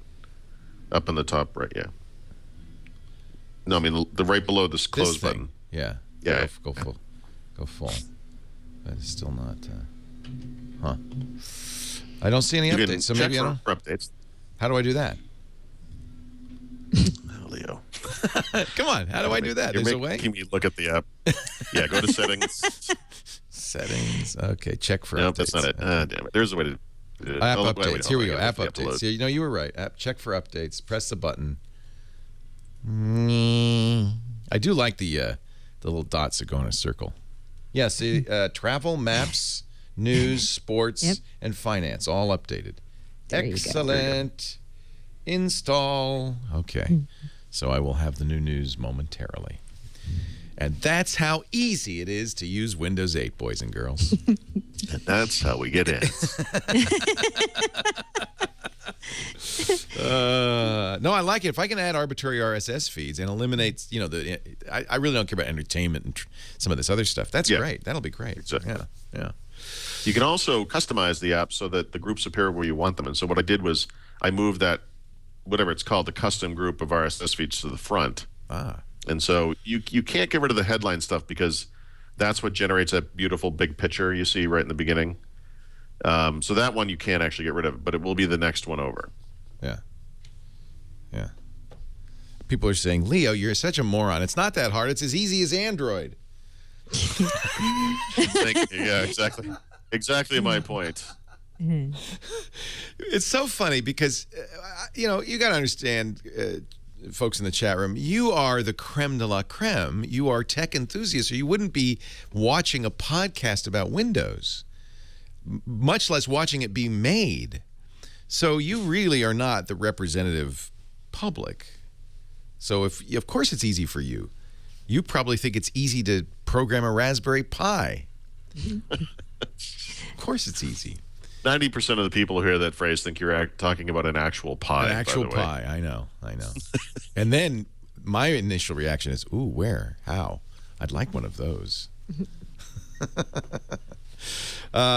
Azure goes head-to-head with Amazon Web Services. Finally, it's a grudge match. The thrill in Manila. This was a huge week for Azure. I kind of felt bad that this whole start button thing happened this week because it so overshadowed this news, which was really huge. And I kind of was guessing this was going to happen this week. But yeah, so all the things that they have now that are the equivalent of Amazon Web Services. So, the ability to put Linux and Windows Server VMs on Azure, the new enterprise networking connectivity, all these things that are called IaaS, Infrastructure as a Service, they all went GA this week. So general availability, I should say. So yeah, now Microsoft is like really there, like going head to head with Amazon. And they even announced this week, this was a pretty big announcement too, that they're going to match Amazon price cuts on all the commodity services, so like storage and bandwidth and all compute, whenever Amazon does this. So if Amazon does a price cut, Microsoft's going to match it. And now it's a real war between Amazon and Microsoft in the cloud. I love it. I loves it. Yeah, it's good because before Microsoft was a player in what's called platform as a service, which is an area where Amazon also plays a little, but not really. And so they were trying to do a whole different path. And then they decided, hey, you know what? IaaS is the on-ramp to the cloud. So let's get people on, and then we can sell them on the whole idea of using Azure as platform. So it's I think, again, kind of a capitulation on Microsoft's part because they said they weren't going to do that. They weren't going to compete in that space, but they changed because that was what customers told them they wanted. That's the space. It is. It's where you want to be in the cloud right now. Yeah. Yep. And no Microsoft Surface phone in the future. I didn't even know that was up for grabs. What is that? Okay. Just tell me what Terry Myerson's talking about here, Paul. Yeah. Do I look smudgy? Yeah, you look really smudgy. You suddenly look smudgy. That's called collapse in bandwidth. That's all right. I thought you laughed on your camera. The quality went down to This is what I look like if I'm the girl from The Ring. So you could still talk to us. It just sounds a little fuzzy, but that's all right. Mary Jo can explain. Yeah, I'll it's Mary Jo's bit. story. All right. Well, it's actually, what was the conference All Things D did this week? All Things Mobile? Leap into digital. Leap into digital. Or something. Okay. Something into fall into digital. Tumble into digital. Terry Myerson, who's the chief of Windows Phone, was there. And they were really trying to get him to say, hey, is Microsoft going to make their own phone? Because there's been all kinds of rumors about this Surface phone, right? There's been reports in the Wall Street Journal and other less reputable places like Digitimes saying Microsoft's making their own phone. Nokia's even had notes in their own SEC filings saying we think Microsoft could make their own phone. And Myerson pretty much, no, though not 100% denied they're doing this. Really? I still think they're doing it. But they're going to deny it, right? Because they don't want anybody. Exactly. Yeah, they don't want the Nokia especially to say, well, in that case, screw you. No. And Samsung, Samsung doesn't need Windows Phone. They could easily just say, okay, fine, we'll stick with Tizen and Android. It's plan B to me. If something happens, Nokia doesn't, and Nokia and HTC don't do the phones Microsoft wants, I could see them doing it. But I don't think it's imminent, but I also don't think it's totally off the table. I think they're definitely experimenting with this. I think they can't do it now because that would kill Nokia. It would. And they were obviously in a pretty vulnerable spot at the moment. Yeah. Yeah. Yeah. So you got to think that. Okay. Okay. See, because I'm conspiracy minded. This was one of those things where you say the denial in order to get the attention of Nokia. Maybe. Oh no, we'll never do a Surface phone. No. And then and Stephen Elop's going, what? They're going what? Right. Why did he just say? Why Surface phone? Why did he deny that? Well, somebody did ask him him this question. Yeah. But he didn't come out and just talk about it. But where did Digitimes get this story? Terry Morrison's like the groundhog. Does he come out and tell us how many days until summer or something? What is his job? What does he do? That is an excellent question, Leo. He runs Windows Phone engineering. That's his job, right? Okay. So he's really not the guy to ask anyway. It'd be more like Steve Ballmer you'd want to ask. That's a strategic decision. That's a high-level strategic decision. It is. Not the guy who makes the phone. Well, I don't have one here, so I don't think so. Exactly. Plausible deniability. They never said anything about that to me.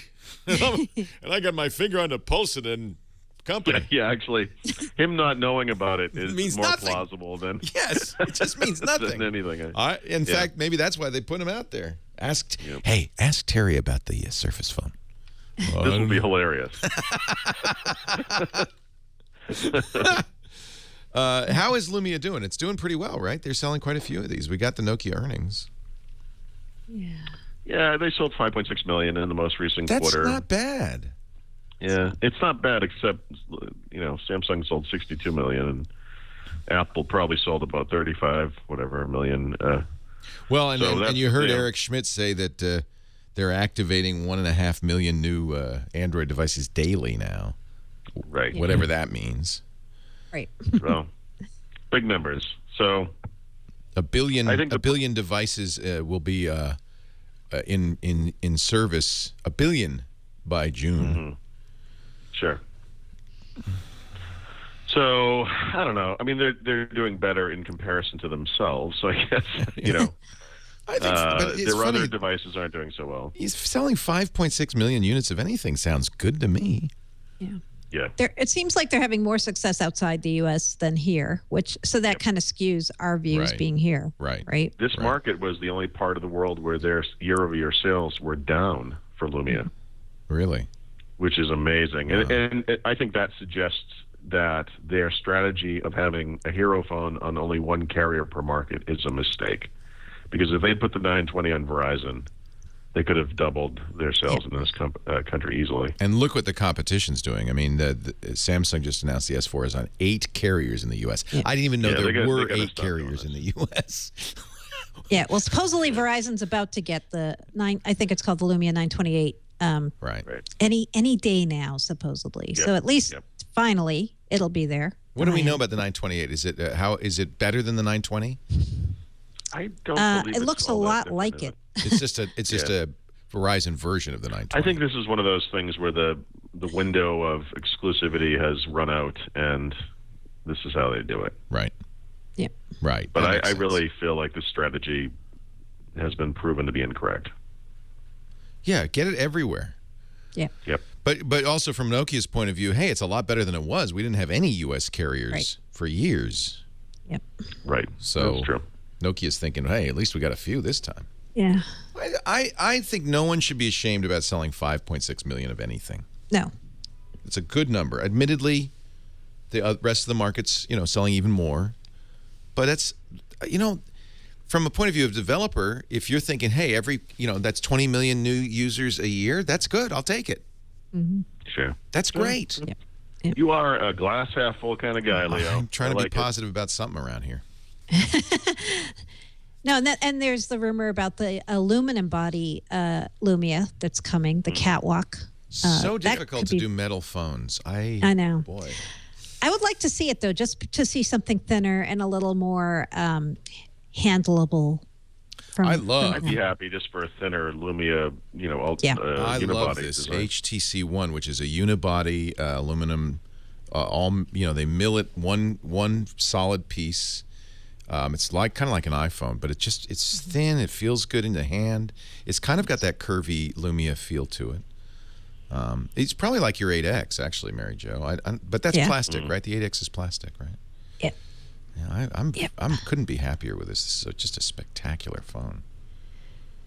Anyway, we're in a brave new world for phones. I believe and I think the Nokias are spectacular, really great. Sure. Yeah, sure. What do you like, Paul? What are you using? What are you rocking? I use a Lumia 920 right now. Yeah, I think it's a great phone, and I like the 8X. I think that's beautiful too. It's a nice toboggan, snowing. It's pretty big. Bigger is better. I am a big guy. So. This is intriguing because I was going bigger and bigger. I was up to the Galaxy Note 2, which was 5.5 inches.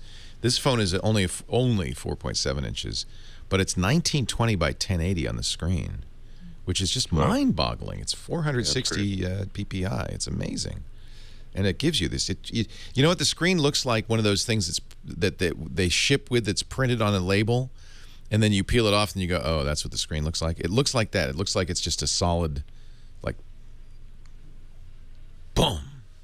We're going to take a break. By the way, yes, of course. What's the first thing I put on every new phone, whether it's a Windows phone or an Android phone or an iPhone? The Audible app, of course, because my phone is nothing without Audible.com on it. I am a major Audible fanatic.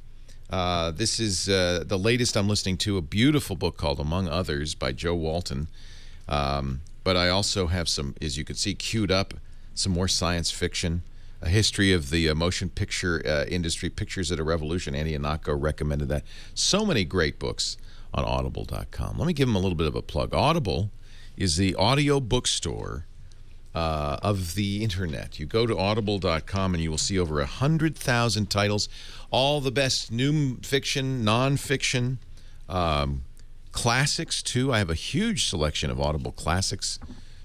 They were giving them away for free for a while from Amazon, so I downloaded as many as I could. New stuff from Nora Roberts just came out. This one's kind of is intriguing me. This just won the Pulitzer Prize for fiction, The Orphan Master's Son, a novel of North Korea. It's timely. I don't know what it's about, but I can't wait to read it. Just won the Pulitzer. So there's a lot of good choices. What are you listening to on Audible these days, Paul?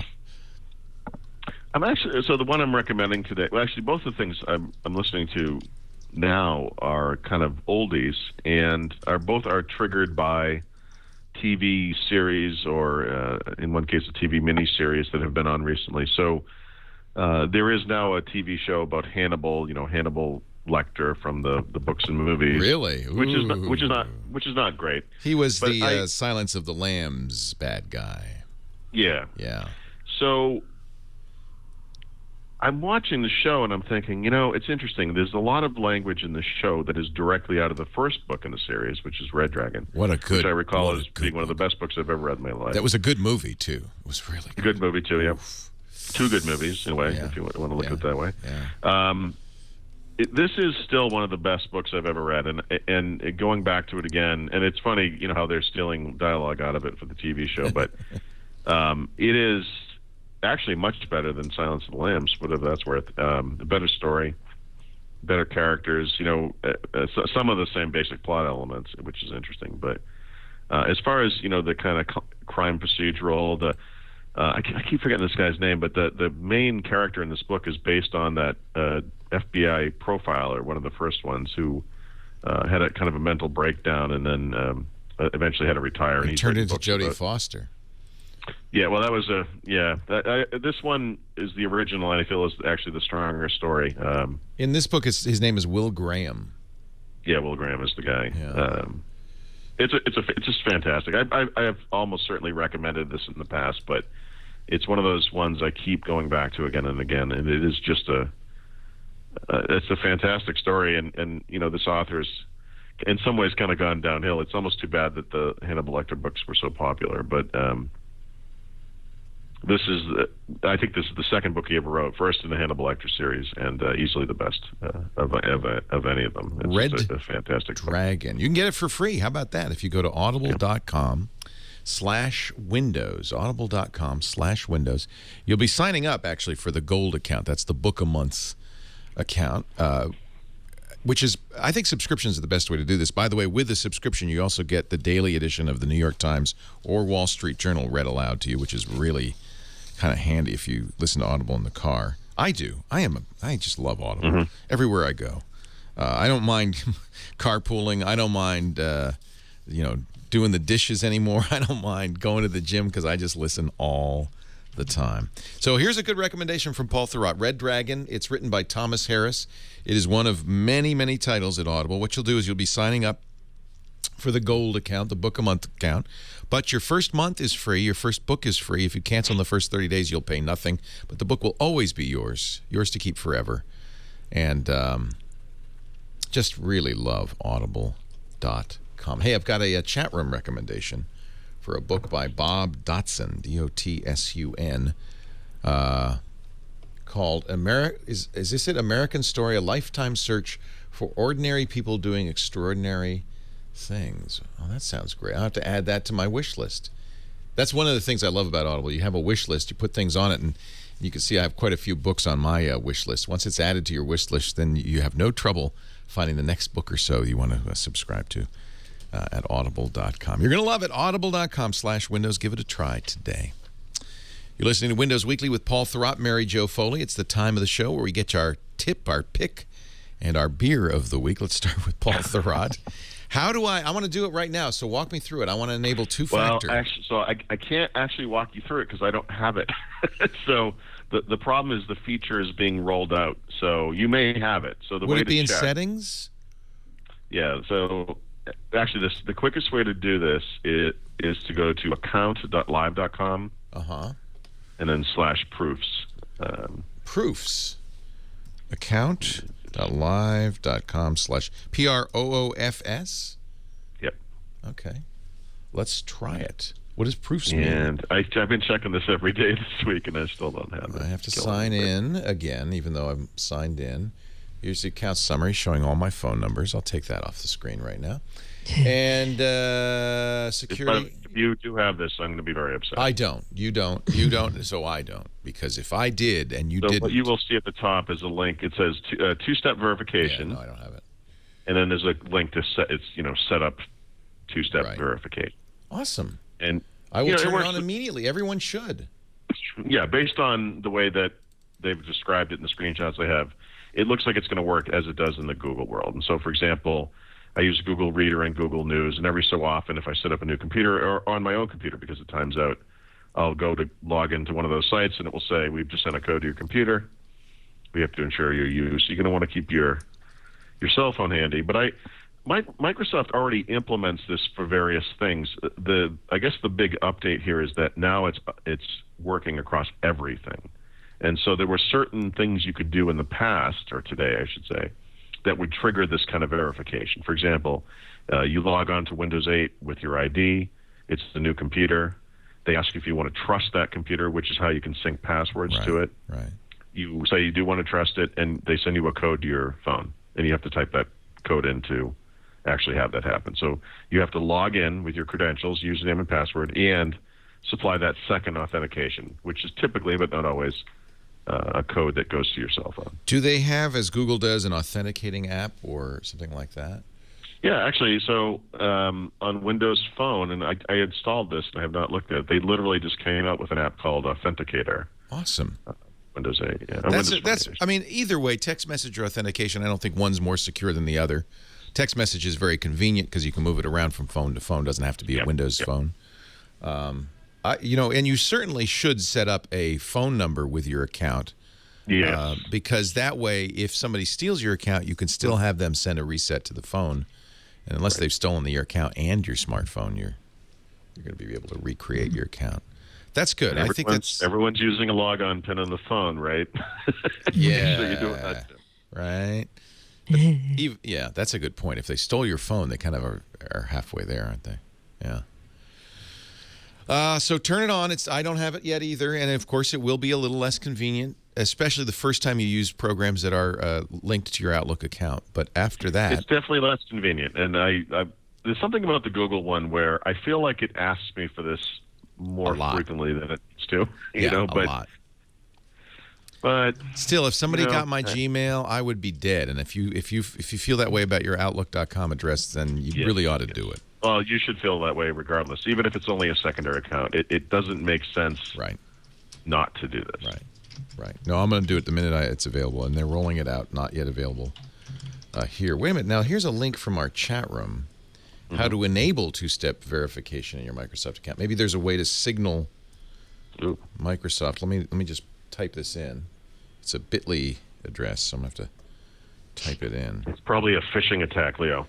You know, that happened to me. Somebody that I know DM'd me on Twitter with a bit.ly link that was a phishing. It was to tvvlittor.com, which if you look at it quickly, looks like twitter.com. Looks like Twitter. Fortunately, I could, I said, wait a minute. I still changed my password just in case. Yeah, this is an article, Tweaking with Vishal, how to enable two-step verification. Go to this link, edit security info. Oh, no, this is the same thing you just said. This is only if you've got this rolled out to you. It just walks you through it. So but at least it will happen within days, I think. Good. Love it. Our software pick of the week. I'm going to download it. Yeah, so Outlook.com for Android, which is interesting. So Microsoft has had a Hotmail app for Android for years now, and it's okay. I mean, it's fine. Sometime last year, they came out with a version for Outlook.com, which was basically the Hotmail app with a new color scheme. It was obviously the same app. This version of the app looks a lot like the Outlook.com web interface, which I happen to like a lot. And it has a bunch of new features. They support conversation view, which is like their threading functionality. They have custom folders and all that kind of stuff. But if you're familiar with the way that these apps work on Android, you know that this is not Outlook.com calendar. It's not contacts. You can choose to sync that stuff as you would with the old version of the app or the Hotmail app to the relevant apps in Android. So if you choose to do that, your contacts will integrate with the device contacts in whatever I don't know what the contacts app is called off the top of my head, but there's a built-in calendar app, so your Outlook.com calendar information will pop up in the calendar app in Android as well. So this app itself is specifically for the email component, and or specifically for email, I should say, and it works with Outlook.com email, obviously Hotmail email as well, and uses Exchange Active Sync for push support and all that stuff, because as we know, support for that is not so great on Android at the moment. I don't use Android, so I have an Android device at home, which I'm not at home right now, but it's just if you like the look of Outlook.com, which I do, which is also sort of the look and feel of Windows Phone, roughly speaking. This is just a beautiful app, much nicer looking than the original version. I like your article title, Sleeping with the Enemy. Yeah, I do that a lot. I use that name a lot. I like it. Mary Jo Foley, it's time for your Enterprise Pick of the Week. We had a lot of fun with Wad Goes Ga last week. We did. And now we have something delicious from the Indian menu. Yes, we have dal this week, which was our codename pick of the week a couple weeks ago, I think. And it's funny, right after we made a codename pick of the week, this week, Microsoft published a white paper to TechNet that's talking a lot more about what dal is and how it's going to figure in. And originally they were saying dal is like HAL, right? Data center abstraction layer, hardware abstraction layer. Right. That's what we said last week. Yep, and we were right. So that's what it is. Yeah. And they even say the mission of the data abstraction layer is to deliver a data center plug-and-play experience. So the idea is if you're running Windows or Linux in your data center, you're going to have this single standards-compliant management stack to manage your data center. So Microsoft's making a real big push on this. And what was interesting to me on the white paper intro was they hinted they may say something about this at TechEd North America and TechEd Europe, which are coming up in June. So there may be some new news around this. So kind of like a rumor of the week too. Watch for more on dal. Dal. Which in Indian food is a what is it? It's like a I'm trying to remember what dal is. Is it beans? Yeah, it's like a lentil. Lentils. That's it. Lentil. Yeah, it's so delicious. Ooh, I love dal. Me too. My mouth is watering even now. But if you like lamb, you'll love our codename pick of the week. Wow, what an intro. Garlic naan. Yes, so the codename pick of the week is Merino. And it's very interesting. I had never heard this codename before, but somebody I know tipped me to it. And what it's a codename for, I believe, is either the team or the actual apps that are in the Bing team and working with the Office team. So, we already talked on the show about how the Bing team built all these Windows 8 apps. Well, they also are building Office apps. Like they built Bing Finance for Excel, Bing Maps for Excel, Bing Image Search for Word. So they have all these things they've built also on the app front. But these are things they're doing in tandem with the Office team. So supposedly Merino is the code name for this team and the work they're doing to more tightly integrate Bing and Office, which is a pretty interesting pairing. You don't hear about that one a lot. And it is a kind of sheep, is it not? Yeah, merino wool, right? Merino wool, yeah. Yeah. Which I presume comes from a merino sheep. I don't know. I've never looked where that name I came didn't even from. think of it. I just assumed it was a kind of sheep. Yeah. Yeah. The show's getting too highbrow for me. It's it is according to Wikipedia, an economically influential breed of sheep prized for its wool, regarded as having some of the finest and softest wool of any sheep. Which probably is why they made it a code name. It could be. And they look fuzzy. And Microsoft earnings just came out. Oh, let's talk about it. Let's see what it says here. Breaking news. Yep. Looking at it here. Earnings per share, 7.6 billion, 72 cents per share. That sounds good to me. The fact that they're not trumpeting something. It's a 6.32 billion in revenues, 8% increase from the prior year. That sounds good. They were actually up. Earnings They're are being up. very bullish. Server and tools, another awesome quarter for Windows Server and System Center and SQL Server. By the way, Windows is up 23% year over year. Yeah. Wow. Yep. So I take back everything bad I said. Well, hold on a second. So it was actually flat. So the 23% is because they recognized revenues related to the Windows upgrade offer. Got it. If you take that out, Windows was flat. But which, by the Steve way, Ballmer said the bold bets we made on cloud services are paying off as people increasingly chose Microsoft Office services, Office 365, Windows, Azure, Xbox Live, and Skype.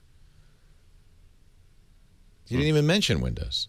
And actually, in the Windows second number. sentence, though, he says, while there's still work to do, we are optimistic that the bets we made on Windows devices position us well for the long term. That sounds like, hey, we know Surface didn't do that well, but hang in there. That's I thought they were that's going an to give a acknowledgement. Windows number. No Windows number. No eh? Windows number. Windows Like, Division. how many No, but copies you know what? sold? That might come in the call. Yeah, it might come in the call. Number of copies of number of Windows 8 licenses sold is the one everyone's watching for, right? Isn't it 20 million every quarter? Or That's the baseline. I mean, yeah, if it's lower than that, right. Is that quarterly or monthly? 20 million. it's monthly. Monthly, so it'd be 60 million for the quarter. That's the number you're looking for, boys and girls. Our over/under for the week. Yeah. And so this is just the press release, and now the call is coming. I'm sure you guys want to get on it, so we'll get rid of you. Should we do the beer pick real fast? But first, let's talk about the beer pick of the week.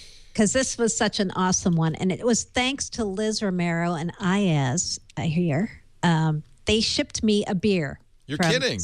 No.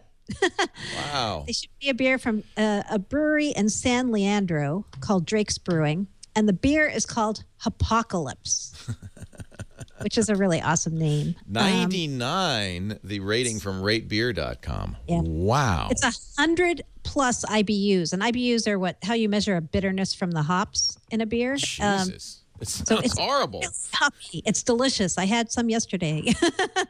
And I do not approve of this choice. Do you not like hoppy beers? No, I told Mary Jo that if we were going to make a version of Sideways that was about beer, I would be the guy going, I'm not going to drink any freaking IPA. Instead of Pinot. I love it.